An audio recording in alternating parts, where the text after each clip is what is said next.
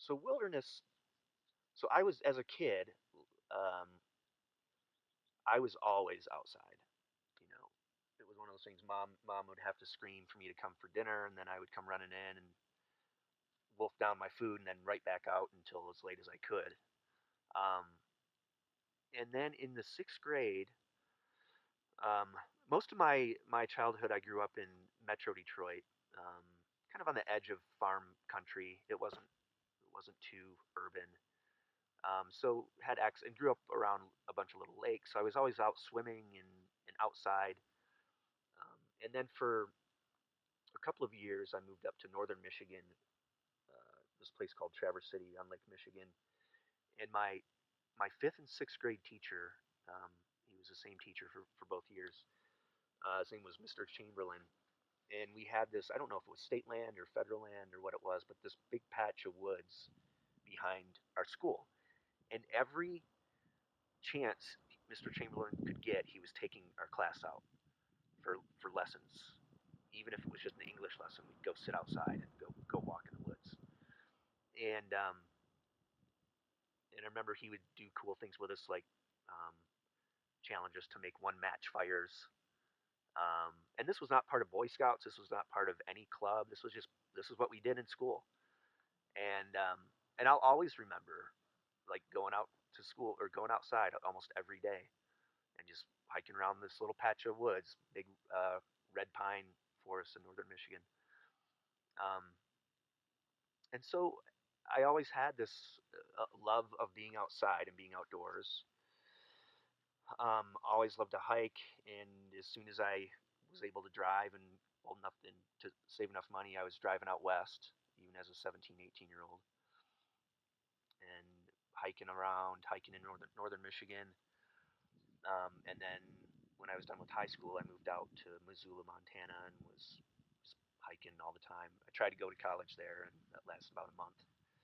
Um, and was just exploring um, up in Idaho, Glacier, Bob Marshall Wilderness, all over Montana, and and I was also having these ideas of kind of living simply as well, and reading a lot of Ed Abbey and um, uh, eco psychology and eco philosophy, and trying to kind of figure out who I was and where I fit in the world, and a lot of Eastern thought. And I had ideas of living simply and building and living off the grid, and I wanted to learn how to do that.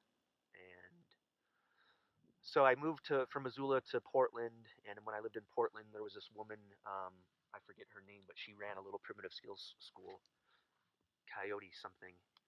Um, and I did like a long weekend trip with her. And in the meantime, I was always trying to get out on my own, and it scraped up enough money to take a 28-day boss course. And this was I think '94. So I came to Utah, maybe '93, somewhere in there.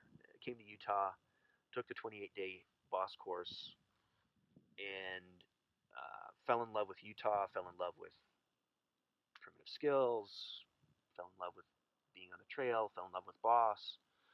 Um, and I kind of half jokingly out tell people that if it weren't for David Holliday, I wouldn't be in Utah, which is not probably not true. I probably would have found my way here, but he after the 28-day course invited me back as an intern the next year, and so I interned for a full load of courses the following year, and then year after that came back as a paid staff, and I was going to Rabbit Stick and Winter Count and immersing myself in the kind of the primitive culture, primitive skills world, and then found out through um, Breck Crystal, who you know well, or you know too, about Aspen. And I think David told me about Aspen too, David Holliday, um, Aspen Achievement Academy. And then because I asked him, I said, "What do you do during the winter here to stay alive and stay around?" And he said, "Well, I don't really need to do anything." But if I need to make some extra money, I go work at this wilderness therapy company up in Loa. And actually, I was doing a course with David, and we put the students on solos. And Jill, actually, his future wife, was an instructor as well.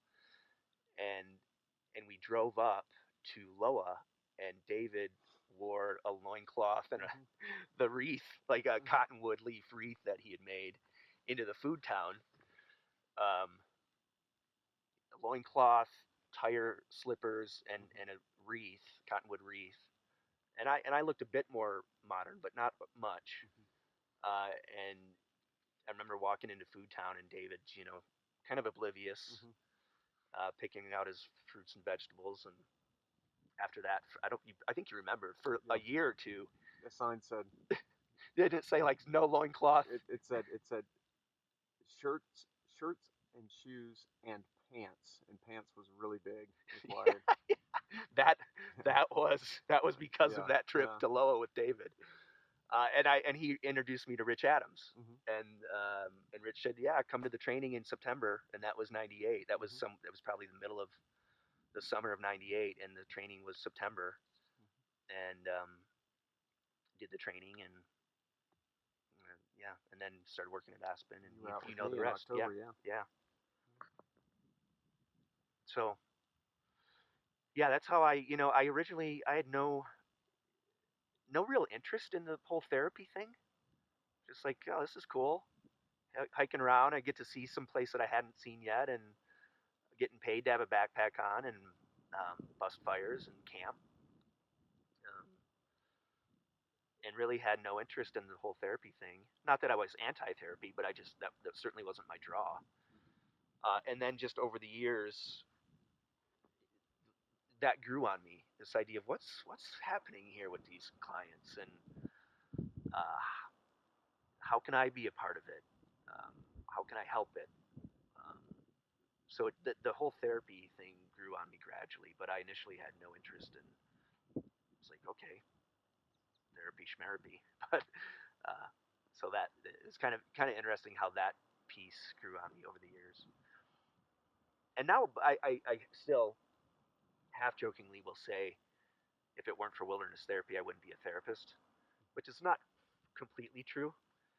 But there's an element there that point that I think talks to or speaks to the importance of wilderness still in my life, even though my life has changed a lot, um, and I don't live as close to the earth as I once did. There's still something. There's a value that I recognize in the wilderness experience for someone else that I like being a part of. Thanks for watching. Please like this video and subscribe. The Primitivus project is made possible by the generous sponsorship of Wingate Wilderness Therapy. To learn more, visit wingatewilderness.therapy.com.